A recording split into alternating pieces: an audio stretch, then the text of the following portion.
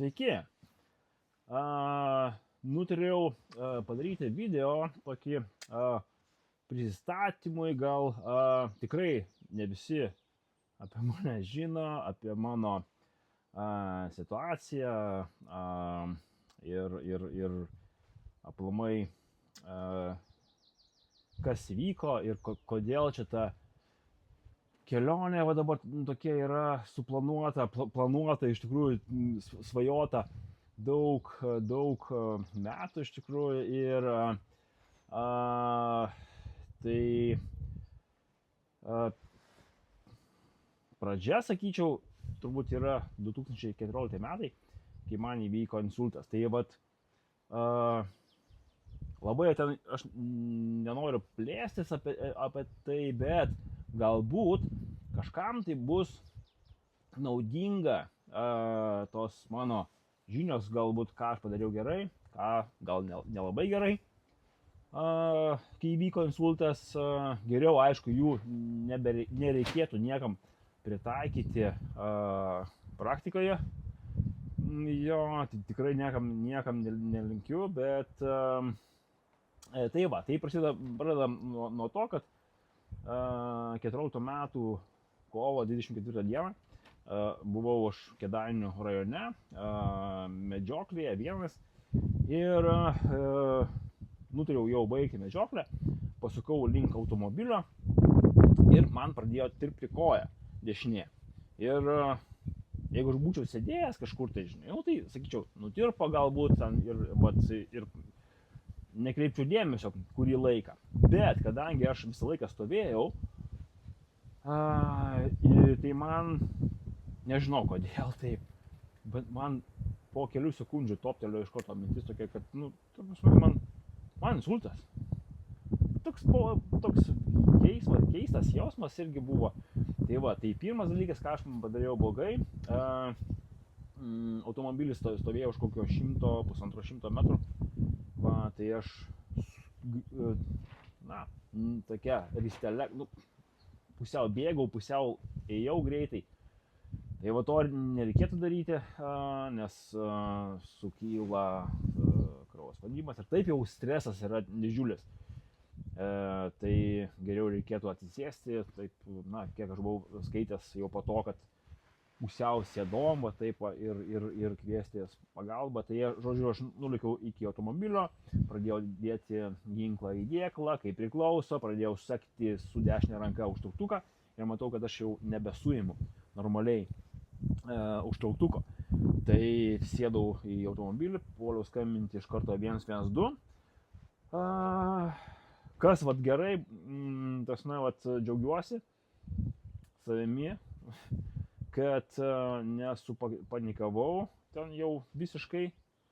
Jo, tai paskambinęs 112 pasakiau, kas aš toks esu iš karto, kas man įvyko, kur aš esu. Ten buvo įmonės medžioklės plotai, vadovai leisdavo karts nuo karto pamedžioti. Ir paskui įmonės pavadinimą, visą info. Ir jau aš pradėjau jausti, kad man trinka kalba. Tai aš tada sakau, padėsiu ragelį ir skambinsiu žmonėms, kurie žino tiksliai, kur aš esu, iš pusės žodžio. Nes buvo pavasaris, polaidis, ten balas, privažiuoti greitai, tai be jokių šansų, net dar nupasakot neįmanoma. Tai 112 pagalba tikrai labai prašė, kad to nedaryčiau, nedėčiau ragelio, bet aš vis tiek tą padariau. Aš nežinau, kad jie paraleliai jau skambina įmonės vadovams, kad va toks ir toks asmuo patyrė insultą jo ir tai va, bet visą laimę, kad vienas iš vadovų atsiliepė staiga. Tai tiesiog ir pasakiau, kur aš esu, kas man yra. Taip pat paskambino draugui vietoj gyvenančiam. Gerai, kad jisai buvo irgi namuose. Ir per kokį 10 minučių aš jau sėdėjau praktiškai, kaip daržovė automobilyje ir mačiau atvažiuojančias šviesas, supratau, kad čia manęs atvažiuoja kiti medžiotojai ir, žodžiu, bet jau dešinė pusė visiškai buvo tokia, tikrai, tiesiog mesal gabalas. Tai va, ir pasakyti nieko negalėjau. Absoliučiai. Viskas supratau, viskas, tarpsme, realių laikų ir panašiai, bet jau nieko negalėjau padaryti, pasakyti. Jo, tai mane atvežė iki plento, ten jau laukia greitoji, į greitąją ir ligoninę. Tai Kauno klinikose praleido porą savaičių. Mano žmona tuo metu atostogavo Balkanuose, važiavo autobusu per Balkanus, tai dar ten, žodžiu,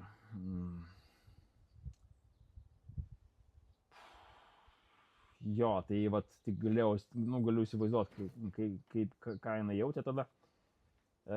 Dar grįžusi susirgo, negalėjo pas mane ateiti ir, žodžiu. Tai va, tai žodžiu, po 2 savaičių klinikose aš išvažiavau, mane išvežė į reabilitaciją Palangoj, Palangos reabilitacijos ligoninė.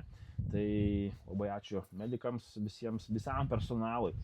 Aš ten lankiausi dar daug metų ir dabar kartais nuvažiuoju. Tai buvo tikrai, aš manau, vienas iš geriausių variantų, kas man galėjo būti.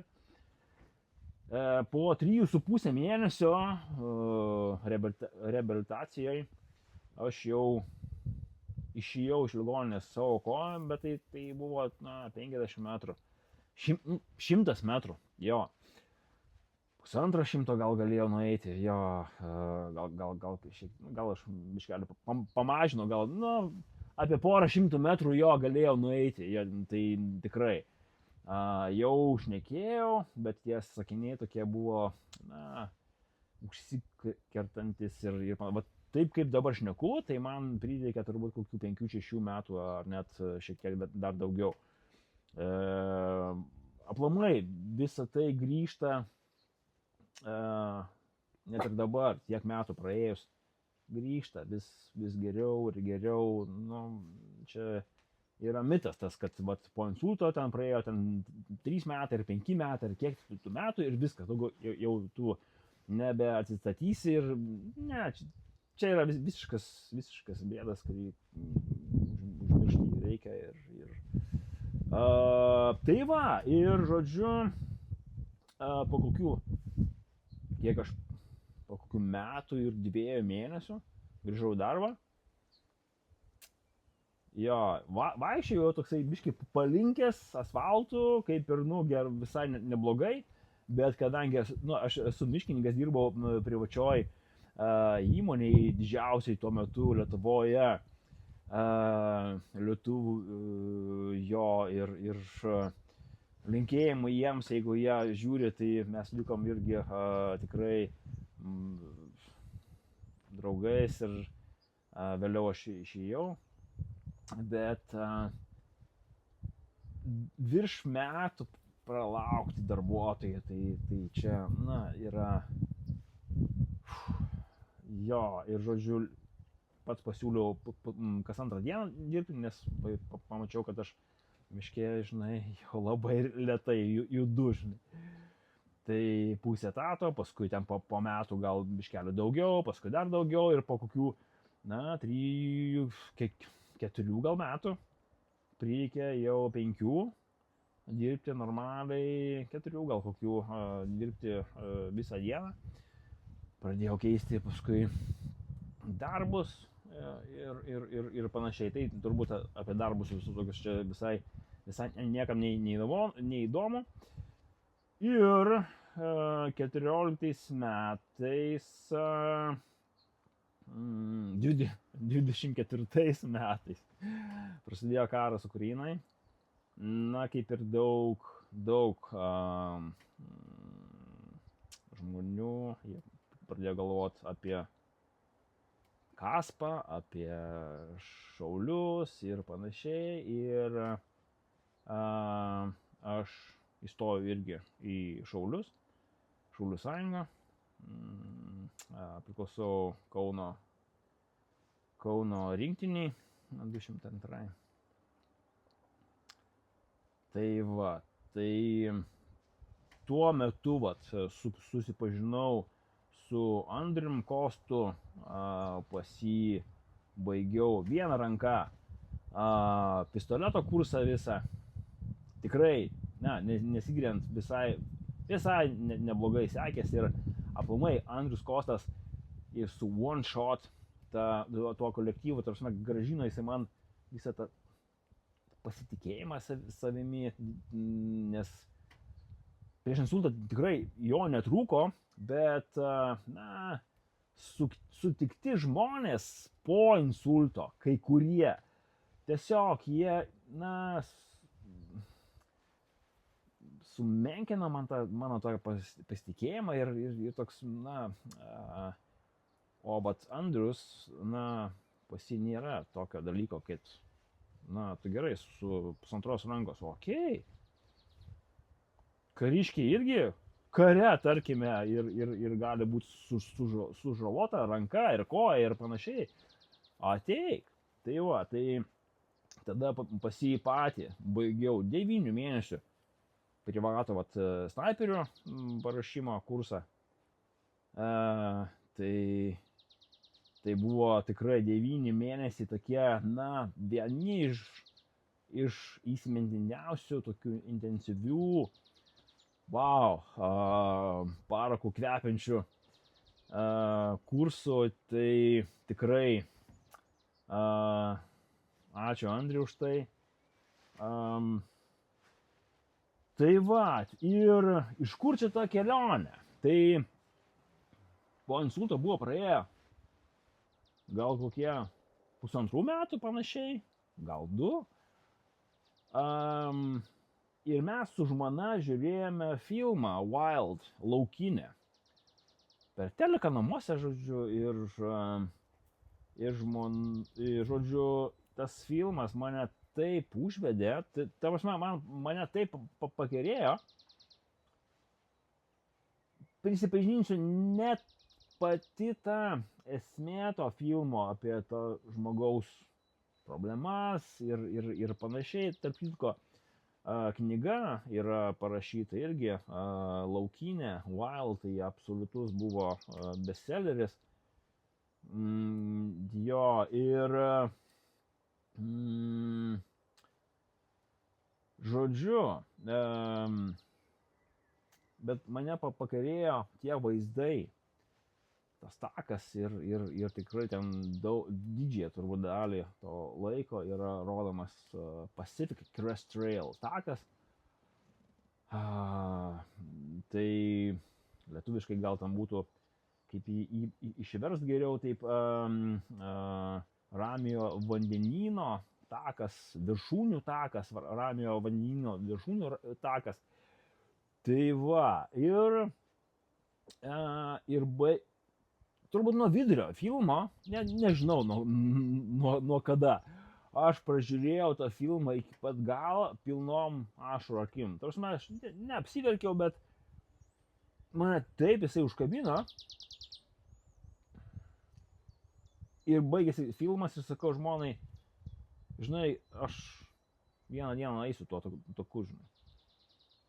Tada buvau dar toks visai sulinkęs, kreivas, šleivas, visiškai. Jo, eisena buvo baisi ir kiek dabar, kaip prisimenu, tai... Bet man atrodo, aš jau dirbau, bet tai va, tai tokie dalykai. Ir paskui prisiminus vis tą filmą, tiesiog man iš karto, akis prisipildo, aš nieko negaliu padaryti. Aš pagalvoju apie tą taką, jeigu vieną dieną aš eičiau juo, kaip būtų fain, man iš karto ašaros, pilnas akis. Ir paskui, žinai, pakeičiau darbą ir vieną kartą, ir kitą, Ir paskui atsirado sodyba, persikėlėm į vienkiemį tokį gyvent. Toksai smulkus ūkelis atsirado, vis dar dirbau miškuose. Ir na, tai kaip tu dabar, žinai, visą vasarą, pusę metų, žinai, išvažiuosi. Ai, nu tai žinai, nu gal kitais metais. Dabar projektas darbė koksai geras, žinai, alga bus geresnė, žinai. Nu, vat, tokie vat dalykai, kur, na, stabdo tiesiog įsijungia tos racionalios smegenys, galbūt ir, nu tai ne, gal, taupiau atostogas, jau 3 mėnesius buvau taupęs. Jo, ir vieną dieną paskambino ir sako, laisvas, nebereikia tavęs. Buvo šokas? Jo. Tai kol atsigavau, tai nežinau. Ir žmona sako, tu matei, lietuviai eina, lietuvių pora. Linkėjimai Dovilė, jeigu jinai žiūri. Tai vat, Dovilė, jo, jis sako, žiūrėk, dalinasi YouTube'ai ir aš pasižiūrėjau, pradėjau žiūrėti, kada leidimai yra išduodami. Nu ir viskas. Pažiūrėjau, kad rudenį leidimai, buvo vidurys vasaros. Na ir viskas, ir pradėjau ruoštis, gavau leidimus ir panašiai. Ir vizą tada jo, žmonai sakau, eisiu. Sako, eik, tu jau 10 metų šneki, eisiu, žinai. Na, ne 10, gal mažiau, 10 metų, bet tokios buvo svajonės, kad vieną dieną sustiprėsiu ir eisiu. Jo, tai va.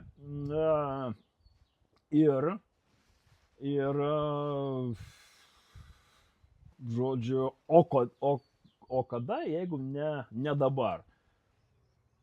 Ir aišku, be abejo, yra visokiausių,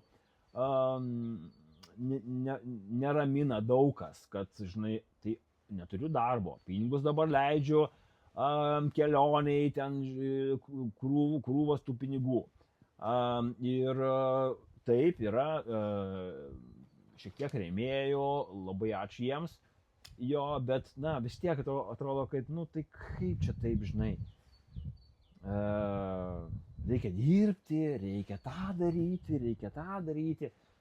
Ir viena keliautoja, jos patiko man labai žodžiai, kad reikia gyventi taip, kaip nori, o ne taip, kaip reikia. Jo, tai vat, ir gegužės 1 dieną aš startuoju Pacific Crest Trail. Tai va. Tai ko gero apie save trumpai tiek, kad, na, ne per ilgas, gal jau net ir kai kas išjungia, žinai, video, gal per ilgas pasirodė. Tai va, tai susitikime. Pasekite mano puslapį Facebook'e, dar vienas žingsnis. Dar vienas žingsnis ir kilo iš to, kad reabilitacijoje aš pradėjo mane statyti ant kojų, už parankių, su vaikštynėm, dar vienas žingsnis, po truputį. Na ir dabar bandysiu pereiti Ameriką nuo Meksikos iki Kanados. 4270 km. Tik į priekį. Ačiū. Čiau.